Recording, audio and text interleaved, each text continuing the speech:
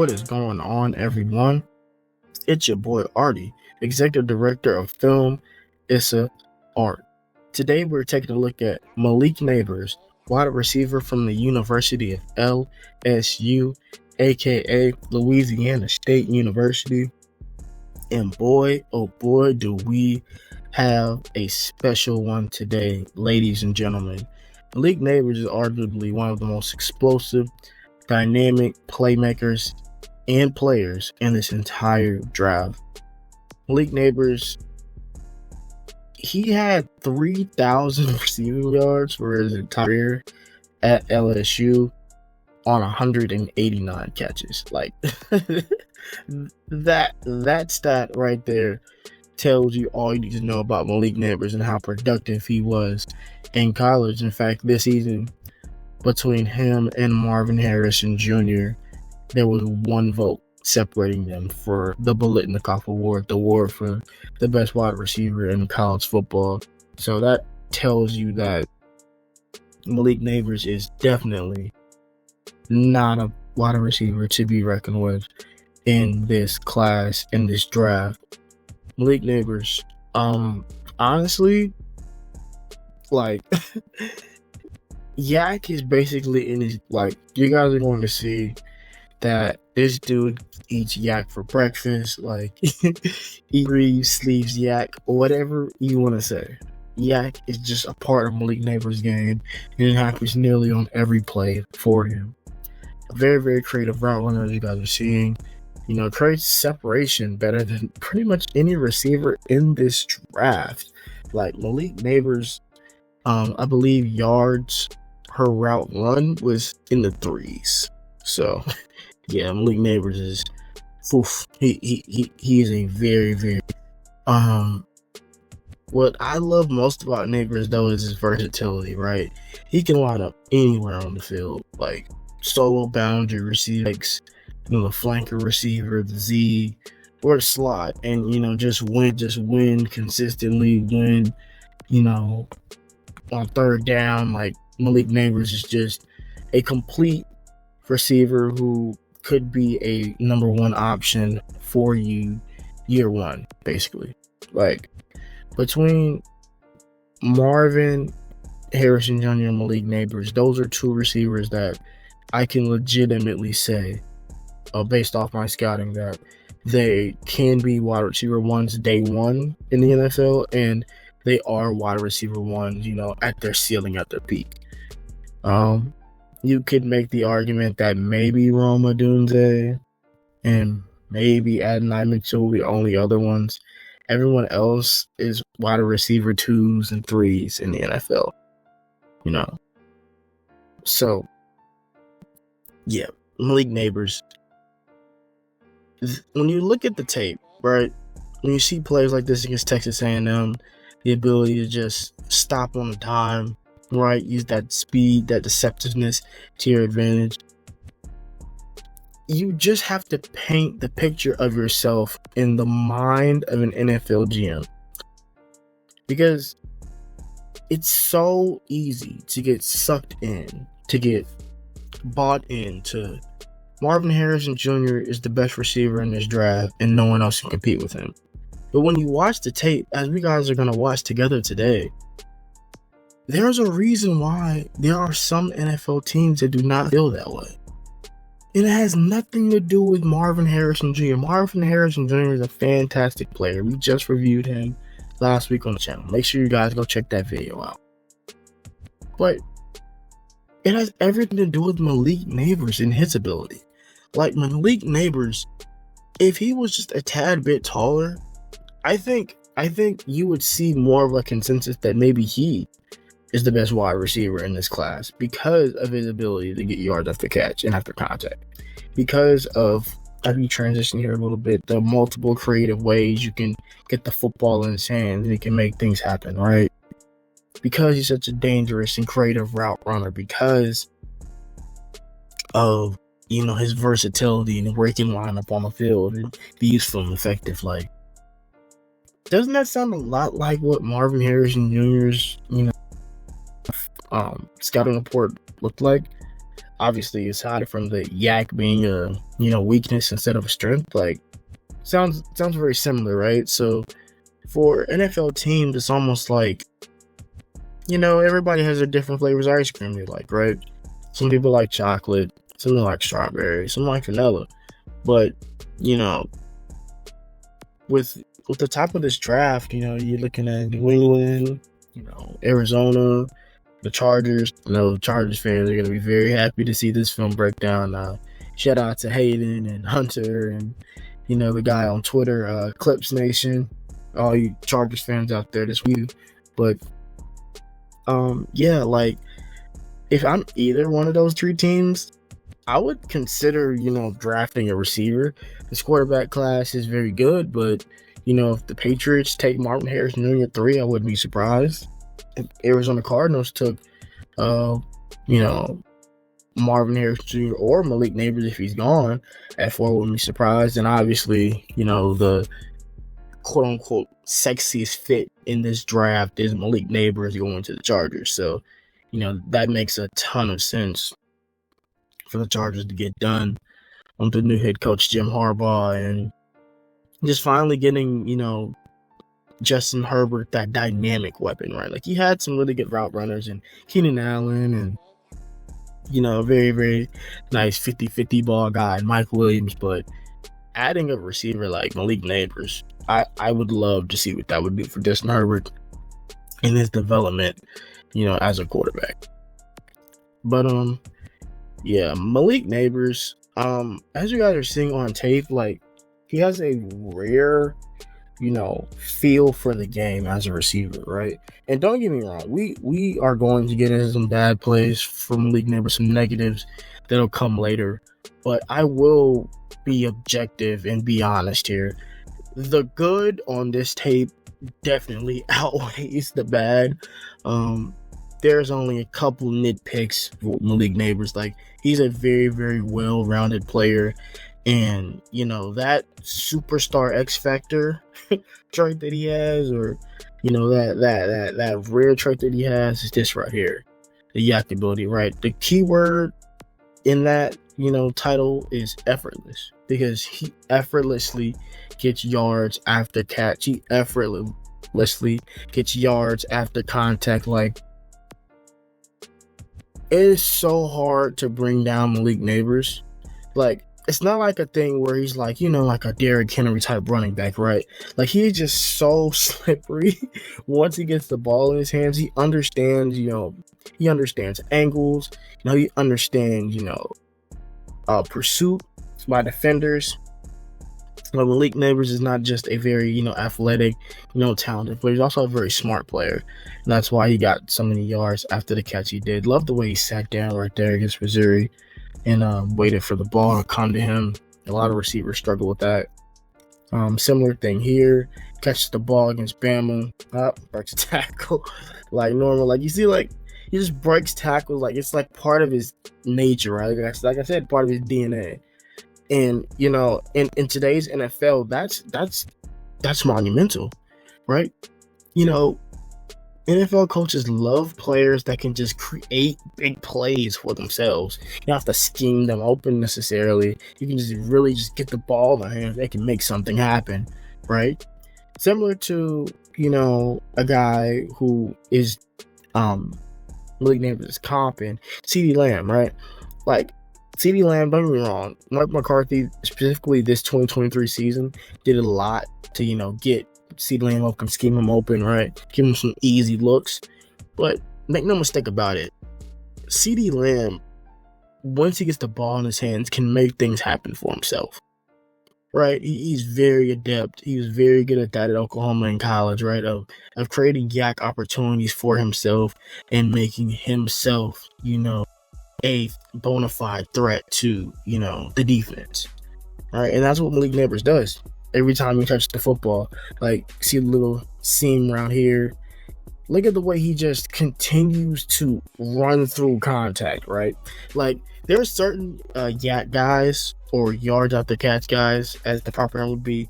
They catch the ball and they're trying to just shake someone, right? You gotta know Malik Nabers runs through people. Like, he tries to run through the teeth of the defense. It's not all just about shake and putting somebody, on their butt.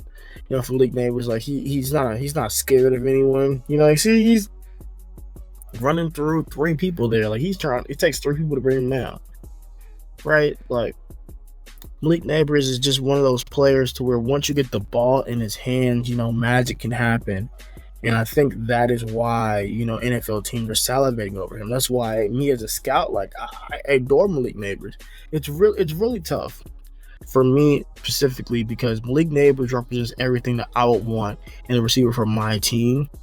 But I know Marvin Harrison Jr. at 6'4", doing the things that he can do is just, a type of talent that you just can't, coach, right? But I will say that Malik Nabers is very, very close to Marvin Harrison Jr. and probably will finish in his tier in my final wide receiver rankings because I'm not, I'm not gonna say any names, but I'm not a media pundit who, wants to, create controversy and say, oh, Marvin Harrison is the 3rd best receiver in this draft or anything crazy like that, because he's not. He's the best, but it's not like he's the best by himself. Like, Malik Nabers is just absolutely outstanding. Again, here against Missouri, you see the seam ball, and just look at how he takes advantage of the bad angles by Missouri here, right? He takes advantage and gets yards after the catch. It's a beautiful throw by Jaden Daniels, by the way, as well. But you just see Malik Nabers, he really just understands, how to create those secondary big plays. Like, after you get like a 20-yard chunk play, he understands how to continue to, get, more out of that play. This play is absolutely sick. Like, break this tackle. You're getting pulled by your shirt, and it takes literally 4 people to throw you out of bounds, bro. Like, stop. Like, stop. Malik Nabers is awesome, man. Like, I may sound like I'm fanboying, and that's okay. That's okay. If I sound like I'm fanboying, hey, I'm watching a top 5 prospect in this class, so forgive me. Because just Malik Nabers' tape is just that awesome, as you guys are seeing, right? Here you go against Texas A&M. Look at the way he just abuses those angles. Like, I mean, obviously there's a flag, so there's a holding call, so it's not going to be a touchdown. But watch where he catches this ball. Malik Nabers catches this ball at about the 34-yard line. And look at how many people are in basically bad trail technique on him. Like, oof. But speaking of oof, let's get to some of the nitpicks, some of the weaknesses of Malik Nabers' game. Saw a lot of mistimed jumps on 50-50 balls. Was very shocked to see that because when you look at Malik Nabers, especially with his comp being CLM, you would think like, hey, this guy's a 50-50 ball guy, right? Like, he can be. It's a little inconsistent. A lot of these, balls that didn't make the film session came, from bad throws by Jaden Daniels, but there's some drops, there's some mistimed jumps on the tape, and drops are normal for receivers, right? No receiver is perfect. They all drop passes, right? They all drop passes. But for Malik Nabers, you're gonna see on this play, see how he mistimed that jump? That can be problematic down the road if not corrected, which I certainly believe he will correct, because it's such a nitpick thing. Like, because there's certain times where he mistimes his jump sometimes, but as you guys are gonna see later, guys saw at the beginning of the session, there were some clear contested catches that he made, right? So I think the main thing for Nabers is just to continue to work on that 50-50 back shoulder ball game. Didn't see a lot of those back shoulder contested catches in college, but I think that might have had more to do with Jaden Daniels' arm than Malik Nabers' ability to do it. Now let's get into the contested catches that we do have for you guys on the film roll here. you're gonna notice when Malik Nabers is able to really control the defender, like have him on his hip, those are when the contested catches are in, and they're not gonna lie, they're nice. This is a really good job here. He's understanding, coverage, and he's understanding, where to be, right? Like, a lot of these next players you're going to see, the contested catchers, just really just insane catches, just really difficult catches to make, right? Like, look at this play here. Attacks the outside foot, sees getting held, doesn't matter, right? And again, a lot of players, when they're getting held, they'll just throw their arm up and look for the flag, right? But what I love here to see by Nabers is he plays through the contact. That is something that, as a scout, you'd love to see, right? Because let's be honest, guys, we're in a league full of crybabies now, right? We're in a league full of guys that just want to, once they get held, they know they're held. They want to throw their hand up, whether they get the call or not, and that's not good, man. Always play through the contact, always play through the whistle until you can't, right? Like, if somebody tackles you, that's one thing, but always play through the contact. Always. Anybody out there listening, trying to make it to college, make it to the next level, remember, always play through the contact. No matter what happens, play through the contact and then try to go for the ball. But again, here you see just a really, really nice adjustment. This ball's thrown low and outside. He's got to get down there, and you see he does down there, and he does the roll technique to perfection there. This is good work on, scramble drill, get uncovering for his quarterback. Whoop! See the moves he puts on the talented freshman Caleb Downs there. And another diving catch, going to the ground and, making the scramble by Jaden Daniels worth it, right? Like, he's got such an aware player, but this is the fun part. This is the fun part of the film session, where you get to see Malik Nabers just use that speed against all types of corners at all different parts of the field, the slot fade, the go ball game. We also get to see, some touchdown dances, because Malik Nabers, once he gets in the end zone, he's got to do a TikTok dance, because he's just like that. But yeah, man. Listen, I know LSU's offense ran a lot of these. I know LSU's offense, was not asking their receivers to run the whole route tree. But boy, oh boy, when you saw Brian Thomas Jr. or Malik Nabers on the go ball, it was just great. It was just great. Simply put, it was just great. That there's no other way to say it. Like, Malik Nabers, when he runs this route, it is literally to a T. Like, he's got it down so packed that, look at this play, right? He's not even worried about the defender. He's running so in control of his speed, so in control of the route. He's worried about the football. He's not even worried about it, right? This is Alabama 2022. This is just an example of him high pointing the football. Jaden Daniels put this ball up high, probably to protect him from Eli Ricks, and he came up with a spectacular catch. Here we got a little stuttering go against Mississippi State. Ball is behind because of Jaden Daniels, but you see the nice adjustment there on the deep ball. I tell you, more power to these receivers, because if I was a receiver and a quarterback threw a ball behind me or late, I'll be so pissed. So shout out to the receivers that don't get pissed at the quarterbacks. Oh my goodness. Again, we already saw this on Jaden Daniels' film session, but again, shout out Jaden Daniels. This was a heck of a throw, but man, this was an incredible catch. Ugh. And then right here, you love the way he sells that stutter go. Like, the way he sells it, that's what really, really gets me with Malik Nabers. Like, his ability to sell a route, it's like it even catches you on tape. Like, you're like, oh snap, like that's just let it go, right? Like, he's a really, really deceptive route runner. And then this, just completely just turns Malik more inside, and it's the easiest touchdown of his life. Malik Nabers. That's gonna do it for his film, man. Here's a look at the scouting report. You guys can read it at your own leisure.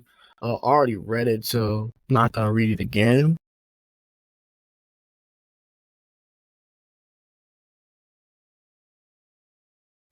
Here's a look at Malik Nabers' career stats at LSU.